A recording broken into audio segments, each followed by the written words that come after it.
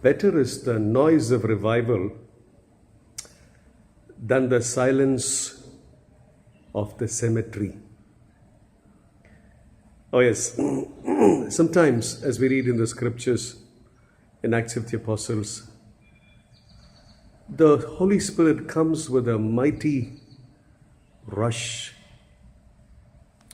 a noise of life, a great rushing wind, and clattering of dead, dry bones coming back to life.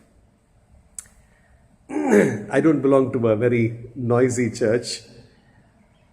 I never condemned noisy churches either. Oh yes, sometimes when the Spirit of God begins to move amongst the congregation members, they begin to cry, they begin to weep. Some of them begin to laugh and some of them begin to shake. Remember,